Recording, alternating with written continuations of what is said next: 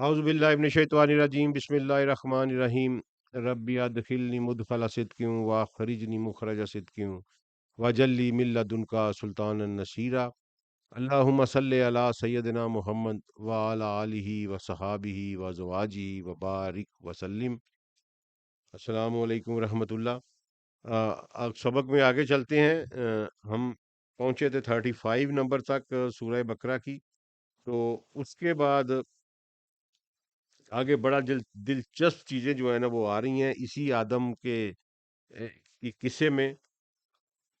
अल्लाह ताला कह रहे हैं कि फ़अज़ल्लहुम शैतानु अनहा फ़अख़रजहुमा मिम्मा कान फ़ीही वक़ुल नहबितू बाज़ुकुम लिबाज़िन अदुव्वुन वलकुम फ़िल अर्दि मुस्तक़र्रुन व मताउन इला हीन। अब ये देखें जी, उसने आगे अल्लाह कह रहे हैं कि उसने वरगुलाया उनको और गुमराह कर दिया। फ्लिप हो गए वो अपने रास्ते से। जो सिराते मुस्तकीम अल्लाह ने उनको दिया था, जो स्कीम उनको दी थी कि जहाँ रहो, जित जहाँ से खाओ, जब मर्जी खाओ, जितना मर्जी खाओ, ठीक है, और अपनी शेतुमा, अपनी भैंसु शेतुमा, अपनी मर्जी से जहाँ से मर्जी जो कुछ मर्जी खाओ, लेकिन इस सजरा के करीब नहीं जाना। तो उन्होंने जनाब, शैतान ने आके उन पर अटैक किया और उनको उनके जो सिराते मुस्तकीम था उसे सलिब कर दिया और उसको गुमराह कर दिया। अन खाफ अखरजहुमा, और उन दोनों को वहां से निकलवा दिया। कहां से? मिम मकान फीही, जहां वो मौजूद थे। यानी वो जन्नत में मौजूद थे। मिम मकान फीही, तो वो जन्नत में मौजूद थे, जिस हालत में थे वहां से उनको निकाल दिया। और वकुलना, और फिर हमने कहा, अल्लाह कहते हैं वकुलना हबितु बाजुकुम लेबाजिन अदुवन वलाकुम फिल अर्दि मुस्तकर्रुन व मताउ उन इलाहीन। हमने कहा कि नीचे जाओ, अब नीचे उतरो। तुम में से बाज जो हैं वो बाज के दुश्मन होंगे और तुम्हारे लिए जमीन पर एक मुस्तकर है। व मताउन, और गुजर बसर के जराए हैं। इलाहीन, एक मुकर्रा वक़्त तक। अब यहां देखें कि यहां अल्लाह ने आर्डर कर दिया कि जाओ, निकलो यहां से। जब आदम बहक गए, फिसल गए, अपने सिराते मुस्तकीम से हट गए, तो अल्लाह ने उन्हें कहा कि निकलो यहां से, नीचे चले जाओ। तुम्हारे लिए, तुम एक तो ये है कि अब तुम एक दूसरे के दुश्मन होगे। तुम में से बाज बाज के दुश्मन होंगे। नंबर दो जो है, तुम्हारे लिए जमीन पर मुस्तकर है और गुजर बसर के जराए हैं एक खास वक्त तक। इसका मतलब है कि पहले तो हम आ जाते हैं जनाबे वाला के मुस्तकर। मुस्तकर क्या है? ये मुस्तकर है, ये मेरी जो बॉडी है ना, ये मेरा मुस्तकर है। क्योंकि अल्लाह ने आगे कुरान में कहा है कि हर किसी के लिए एक मुस्तौदा है और एक मुस्तकर है। और यहाँ अल्लाह ने जमीन, जहाँ मुस्तौदा की बात की, हमारे मेहरबानों ने तर्जमा ये कर दिया कि मुस्तौदा से मुराद कब्र है। हत्ता कि अल्लाह कह रहे हैं कि तुम्हारे लिए ज़मीन पर, यहाँ मुस्तौदा की बात ही नहीं कर रहे। ठीक है, मुस्तौदा की जहाँ बात होगी वो मैं आपको बताऊंगा कि वो यहाँ सिर्फ ज़मीन पर कह रहे हैं कि तुम्हारे लिए मुस्तकर है और गुजर बसर के जराए हैं। वह मता, उन मता जो है वो एक टोटल कॉम्प्रिहेंसिव वर्ड है, जिससे कि इंसान जो है सेल्फ सफिशिएंट हो के गुजारा कर सकता है विद इंजॉयमेंट। व मताउन इलाहीन, और एक मुकर्ररा वक़्त तक जो है ना जी, तुम्हारे लिए यहाँ गुजर बसर का, तुम्हारा खाना पीना रहना सहना हर चीज। अब मुस्तकर से मुराद, अगर ये मेहरबान जो हैं वो घर ले लेते हैं, तो दुनिया में करोड़ों इंसान इस वक्त ऐसे हैं और अरबों खरबों इंसान आदम की नस्ल में गुजर गए हैं जिनके पास घर नहीं था। ٹھیک ہے جی. تو مستقر کب ایکچوئل میں میری جو باڈی ہے یہ میرا مستقر ہے. میں نے اس میں آ کے قیام کیا ہے اس باڈی میں. اب ذرا جائیے ایمبریالوجی کی طرف. جب ماں کے پیٹ میں آفٹر دی کنسیپشن اسٹارٹ ہوتا ہے پروسیس، تو 120 دن تک باڈی بنتی رہتی ہے. یہ سائنس بھی کہتی ہے 120 دن تک باڈی بنتی ہے، اس کے اعضاء پورے ہوتے ہیں، یعنی مستقر تیار ہوتا ہے. پھر اس میں ہمارے نظریے کے مطابق ہمیں جو ہمیں رسول اللہ صلی اللہ علیہ وسلم نے بتایا ہے کہ 120 دن کے بعد لا کے روح اس میں ڈالی جاتی ہے، جس میں جو روح ڈالی جاتی ہے جس میں سارا کچھ ہوتا ہے کہ اس نے کیا کیا کرنا ہے، باہر نکل کے ماں کے پیٹ سے یہ کیسا ہوگا، پورے کا پورا ڈیٹا جو ہے وہ اس میں فیڈڈ ہوتا ہے. وہ روح ڈال دی جاتی ہے، وہ مستودع سے لا کے جاتی ہے، ڈالی جاتی ہے. آج بھی پروسیس دنیا میں انسانوں کے پیدا ہونے کا وہی ہے جو پہلے دن تھا. مستقر زمین پہ بنتا ہے اور روح جو ہے مستودع سے لا کے ڈالی جاتی ہے. مستقر ادھر ہی رہ جائے گا، اور جو لا کے ڈالی جاتی ہے چیز وہ نکل کے واپس چلی جائے گی. اس کا مطلب ہے کہ میری اصل شخصیت جو ہے وہ ہے جو لا کے اس مستقر میں ڈالی جاتی ہے. یہ میرا گھر ہے، ایک میرے قرار کی جگہ ہے. یہ جو باڈی ہے یہ میں نہیں ہوں. یہ فلسفے کو سمجھیے، یہ فلسفہ نہیں ہے، یہ ایک حقیقت ہے. اس کو سمجھیں کہ اللہ کہتا ہے کہ زمین پر جاؤ، وہاں تمہارے لیے مستقر ہے، وہ متاع الہین ہے. اور آگے اللہ قرآن پاک میں کہتے ہیں کہ ہر کسی کے لیے ایک مستودع ہے اور ایک مستقر ہے. تو یہ آپ میری جب آدم والی سیریز دیکھیں گے تو آپ کے سارے کنسیپٹ کلیئر ہو جائیں گے اور آپ کو کسی سوال کرنے کی کوئی ضرورت نہیں رہے گی. تو یہاں اب اللہ نے کہا کہ آپ نیچے چلے جاؤ، تمہارے لیے مستقر ہے. مستقر میں نے آپ کو سمجھا دیا، متاع بتا دیا، لیکن اس کے آگے ایک قدغن لگائی، اللہ نے ایک لمیٹیشن لگائی. الہین، ایک مقررہ وقت تک کے لیے ہے. یہ نہ سمجھ لینا کہ ہم ہمیشہ ہمیشہ کے لیے یہاں آ گئے. میں تمہارا مستقر وہیں چھوڑ دوں گا اور تمہیں واپس بلا لوں گا. اس لیے میں نے آپ کو بتایا تھا کہ جو مستقر ہے وہ قبر میں چلا جاتا ہے، اس کو جلا دیا جاتا ہے، اس کو بہا دیا جاتا ہے، جو کچھ بھی کیا جاتا ہے اس میں سے میں جا چکا ہوتا ہوں. وہ خالی میری باڈی ہوتی ہے اور وہ مستقر ہوتا ہے، وہ یہیں پیدا ہوا تھا، یہیں کی ایلیمنٹس میں مل جاتا ہے. اچھا جی.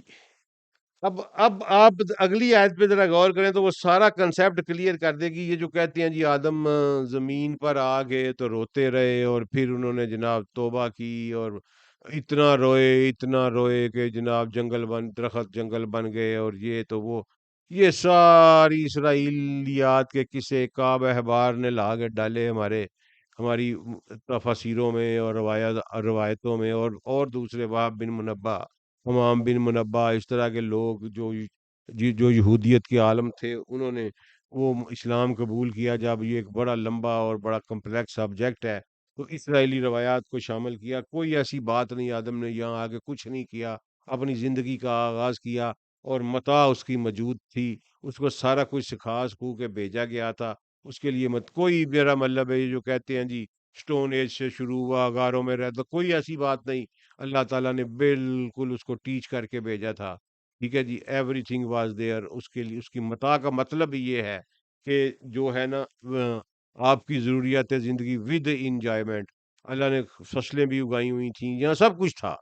ٹھیک ہے. اچھا. اور جہاں زندگی بس رہی تھی سوائے آدم کے، یہاں انسان بھی اپنی ایک، سمجھ لیں کہ اس جو آپ دیکھیں گے کہ وہ ایوولوشن کے ذریعے وہ مستقر یہیں ڈیولپ ہوا ہے. پہلا مستقر بھی یہیں ڈیولپ ہوا ہے. اللہ نے کہا ہے کہ میں نے تمہیں زمین سے اگایا ہے. ٹھیک ہے جی، یہ قرآن پاک میں کہا ہے. اور وہ پہلا مستقر تھا جو زمین سے اگایا گیا. تو میں نے سارا اس جو تین چار میرے لیکچرز ہیں اس میں نے بیان کیا ہوا ہے. اور یہ سارا کچھ قرآن کے مختلف حصوں میں آیا ہے اور اس میں نے پیور قرآن بیان کیا، اور یہاں بھی بیان کریں گے جہاں جہاں آیا. یہاں چونکہ ابھی مستقر کا اور وہ متاع کا آیا ہے تو میں نے بیان کر دیا ہے. اچھا، اس کے بعد دیکھیں یہ اگلی آیت کیا کہہ رہی ہے، یہاں تو اللہ نے ان کو حکم دے دیا کہ جاؤ نیچے چلے جاؤ، اور یہاں تم دشمن ہو گئے اور تمہارے لیے مستقر ہے اور متاع ہے، لیکن آدم یہاں نہیں گیا نیچے۔ اگلی آیت دیکھ رہے ہیں، فَتَلَقَّىٰ آدَمُ مِن رَبِّهِ كَلِمَاتٍ فَتَابَ عَلَيْهِ إِنَّهُ هُوَ التَّوَّابُ الرَّحِيمُ۔ اب یہاں آدم نے رٹا ڈالا، یہ بالکل یہ آیت بتا رہی ہے کہ اللہ نے کہا نیچے چلے جاؤ، تو آدم نے کہا کہ نہ بابا، اللہ تو میرا رب ہے، میرے سے غلطی ہو گئی ہے، مجھے معاف کر دے، ایک دفعہ معاف کر دے۔ یہ یہاں اس نے دعائیں مانگی، رویا۔ اب یہاں کتنی دیر گزری، یہ زمین پر ارض پر آنے کے پہلے کا بات ہے، کیونکہ اگلی آیت بیان کر دے گی آپ کو کہ یہ زمین پر آنے سے پہلے کی بات ہے۔ آدم نے وہاں توبہ کی، فَتَلَقَّىٰ آدَمَ من ربی کلمات فتاب علیہ۔ تو اللہ نے، دیکھیں یہ کتنی لاڈلی مخلوق ہے، اللہ کہتا ہے فتلقى آدم من ربی کلماتی، آدم کو القاء ہوئے، اس کے ذہن میں اس کے رب نے ڈال دیے کلمات توبہ، ٹھیک ہے جی، اور اور پھر اس کو معاف کر دیا، معاف تو کرنا ہی تھا۔ اب آپ ایگزامینر ہیں، تو آپ مجھے کہیں کہ اس سوال کا یہ جواب لکھو، تو میں وہ جواب لکھ دوں، تو آپ کیسے مجھے فیل کر سکتے ہیں؟ فیل کر ہی نہیں سکتے۔ اب خود ہی وہ ڈال رہا تھا کہ اس کے ذہن میں القاء کیے کہ اس طرح کے یہ الفاظ جو ہے نا، یہ مجھ سے اس طرح معافی مانگو۔ تو جب اس نے اس طرح معافی مانگی تو فتاب علیہ انہ هو التواب الرحیم، اور بے شک وہ توبہ کو قبول کرنے والا اور رحم کرنے والا ہے۔ اب میں نے کیوں کہا تھا کہ اگلی آیت واضح کرے گی کہ یہ سب کچھ اوپر ہوا، کہ توبہ کا پروسیس، یہ معافی مانگنے کا پروسیس زمین پر آ کے نہیں ہوا۔ اب کیونکہ پہلے اللہ نے پہلی آیت پڑھے، اللہ نے کہا کہ اے آدم اور تم چلو نیچے، تم دونوں، تم سب ایک دوسرے کے دشمن ہوگے، مستقر ہوگا، متاع ہوگا، اور ایک مقررہ وقت کے لیے تمہیں وہاں رہنا ہوگا۔ لیکن اگلی آیت کی ہے کہ اللہ نے آدم پر القاء کر دیے، یعنی آدم نے وہاں کوئی دعا رٹا ڈالا، کوئی رویا پیٹا، جو کچھ بھی کیا اس نے، سجدہ کیے، تو معافیاں مانگنی شروع کی، تو اللہ کہتا ہے میں نے کلمات توبہ اس کے ذہن پر القاء کر دیے، اور جب اس نے وہ کلمات توبہ ادا کیے تو فتاب علیہ، تو ہم نے اینڈ ہز لارڈ پارڈنڈ ہم، اس کو معاف کر دیا گیا۔ انہو ہو تواب، بے شک آگے اللہ کہہ رہا ہے، وَقُلْ، پھر دوبارہ کہہ رہا ہے، وَقُلْ نَهْبِطُوا مِنْهَا جَمِيعًا، نیچے اترو اب تم سارے کے سارے۔ یعنی یہ درمیان میں جو بریک آئی ہے، یہ بتا رہی ہے کہ توبہ کا پروسیس ہوا ہے وہیں پر۔ اگر یہ توبہ کا پروسیس زمین پر آ کے ہوتا تو اللہ اگلی آیت میں دوبارہ نہ کہتے کہ نیچے اترو۔ اب یہ اس کو آپ اس سیکوینس میں سمجھنے کی کوشش کریں کہ آدم سے سے غلطی ہوئی، اور اس کے بعد اللہ نے اس کو کہا کہ نکل جاؤ یہاں سے، ٹھیک ہے۔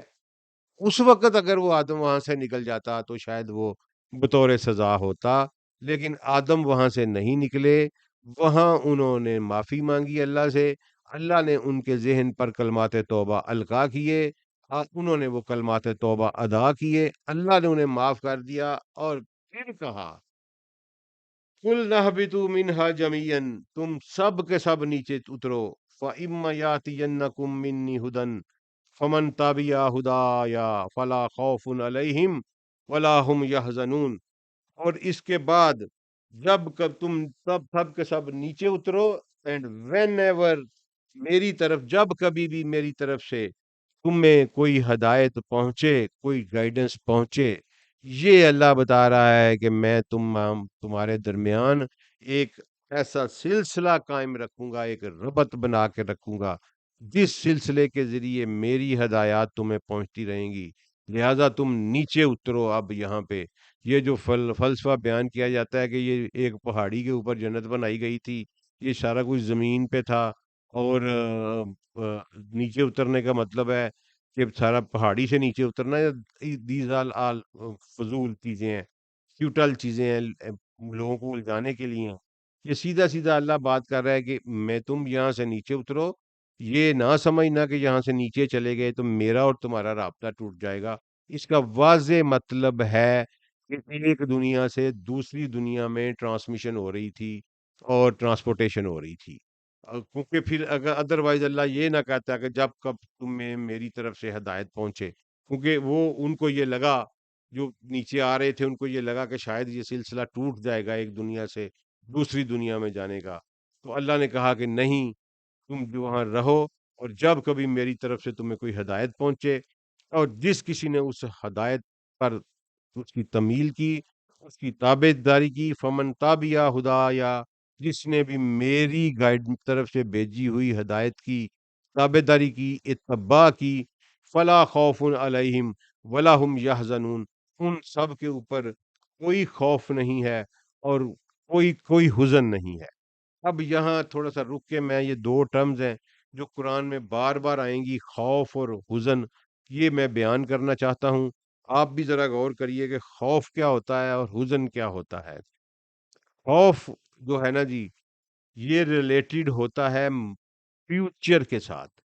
ہمیشہ جو خوف ہے جس کو ہم فیئر کہتے ہیں، یہ اس کا ریلیشن ہے فیوچر کے ساتھ، کہ یہ ہو جائے گا، یہ چھت گر پڑے گی، میں مر جاؤں گا، میں باہر جاؤں گا، مجھے کوئی مار دے گا، مجھے کچھ آنے والی مصائب کا خوف آ رہا ہے، آنے والے حالات سے خوف آ رہا ہے۔ خوف کا سارے کا سارا تعلق جو ہے وہ مستقبل کے ساتھ ہے، آنے والے وقت کے ساتھ ہے۔ یہ سمجھنے کی کوشش کریں کہ خوف ہمیشہ مستقبل کی پشیمانی، جو پریشانی لاحق ہوتی ہے نا آنے والے وقت کی، اس کو خوف کہتے ہیں۔ اور جو حزن ہے، حزن جو آپ کسی چیز کو دیکھ کے جو آپ میں خوف پیدا ہوتا ہے نا، اس کو ہم اردو میں تو خوف ہی کہتے ہیں، لیکن عربی اس کو ہول کہتی ہے، ہا واو لام، ہول۔ ٹھیک ہے جی، وہ خوف نہیں ہوتا، عربی والا خوف نہیں ہوتا، ہم اردو میں اس کو خوف ہی کہتے ہیں کہ ایک دم سے جن کو دیکھا اور خوف زدہ ہو گیا، یا بلا دیکھی، یا جو بھی کوئی شاید ایسی دیکھی جس سے خوف زدہ ہو گیا کوئی، تو وہ جو دیکھ کے اس کو جو، جس کو ہم اردو میں خوف کہتے ہیں، عربی اس کو خوف نہیں کہتی، اس کو ہول کہتے ہیں۔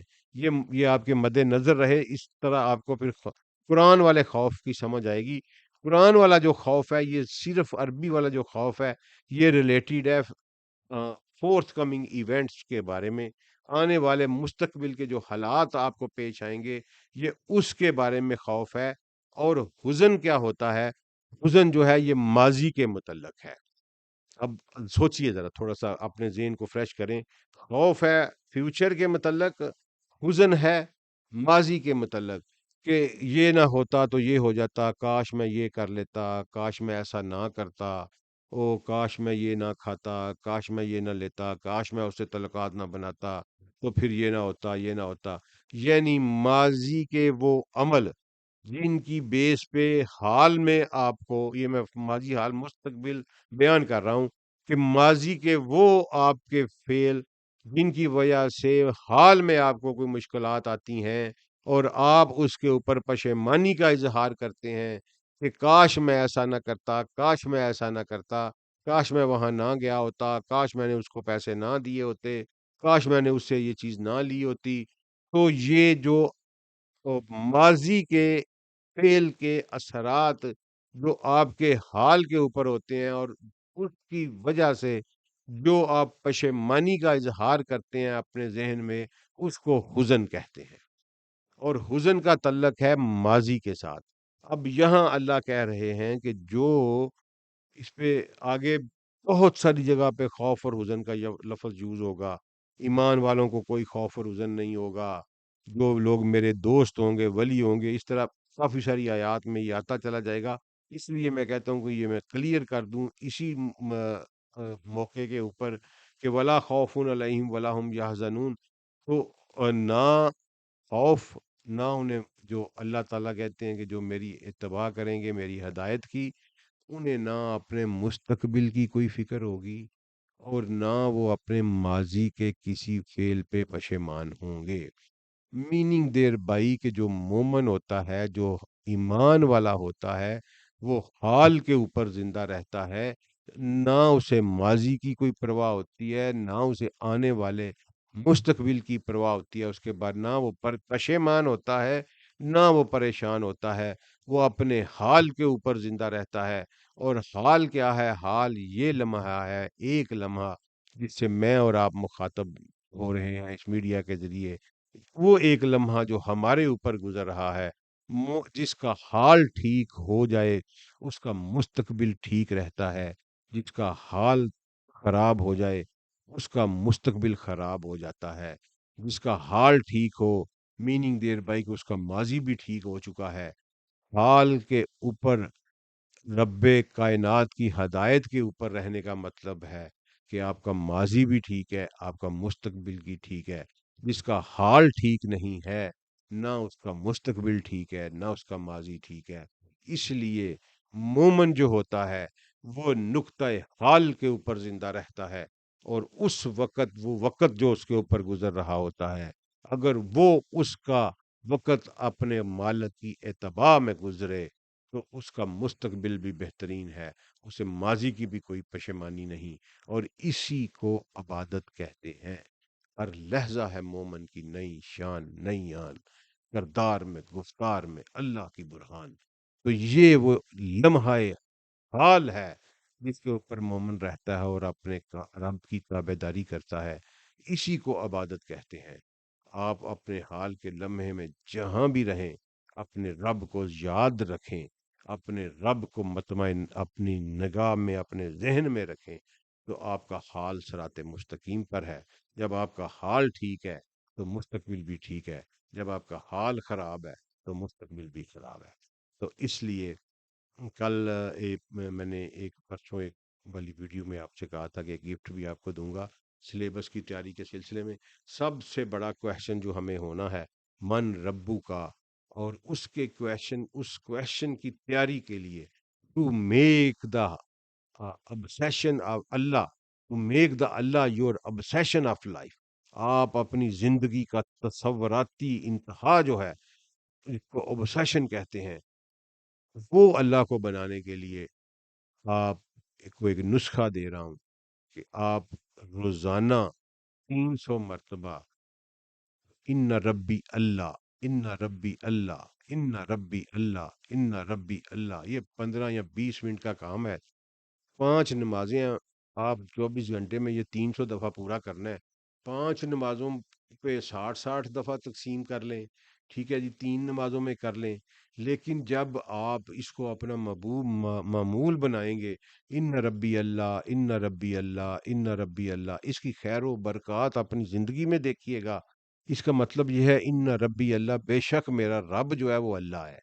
تو یہ نہ صرف آپ کی دنیاوی زندگی میں خوشیاں بکھیر دے گی، آپ کے دکھوں کو سمیٹ لے گا۔ یہ ایک ہی کلمہ، یہ میرا ذاتی مشاہدہ ہے، ایک ہی یہ کلمہ آپ کے دکھوں کو سمیٹ لے گا۔ آپ کا جو ہوگا حال، اس کو، ہر حال کو آپ کا ایمان اور عبادت میں لے جائے گا، جس کی وجہ سے آپ کا مستقبل محفوظ ہوتا چلا جائے گا۔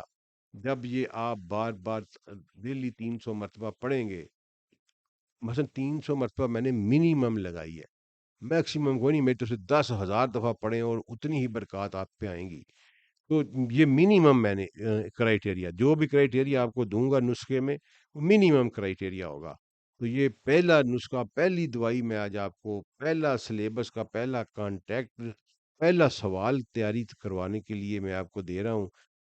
جو اس پہ پریکٹس کرے گا وہ دیکھے گا کہ اب سیشن آف لائف اس کا اللہ بن جائے گا۔ اور پھر جب وہ سوال کرنے والا آئے گا تو ہم جس مرضی حالت میں ہوں، ہمارا اتنا obsession ڈیولپ ہو چکا ہوگا، کڑک کر کے نکلے گا، وہ پوچھے گا من ربو کا، ان ربی اللہ، ان ربی، بس۔ تو یہ پہلا جو ہے جی، یہ اس مثلا سمجھ لیں کہ سبق پڑھانے کے بعد اس میں جو کویشچن ایکسٹریکٹ کر کے دیا جاتا ہے، اس کو گیس پیپر بھی کہتے ہیں، تو یہ پہلا کویشچن کی تیاری ہے، ان ربی اللہ۔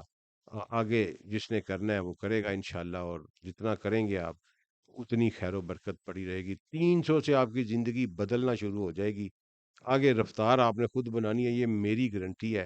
آپ دیکھیں گے کہ اس کے اوپر، آپ کے ذہن کے اوپر، آپ کی زندگیوں کے اوپر، آپ کے رزق کے اوپر، کیونکہ آگے میں آپ کو جب رب کا کنسیپٹ سمجھاؤں گا تو پھر آپ کو پتہ چل جائے گا، آپ کے رزق کے اوپر آپ کی مشکلات کے اوپر اللہ تعالیٰ کی رحمتیں نازل ہونا شروع ہو جائیں گی، اور وہ آسانیاں پیدا ہونا شروع ہو جائیں گی۔ ان ربی اللہ، ان ربی اللہ، ان ربی اللہ۔ السلام علیکم ورحمۃ اللہ۔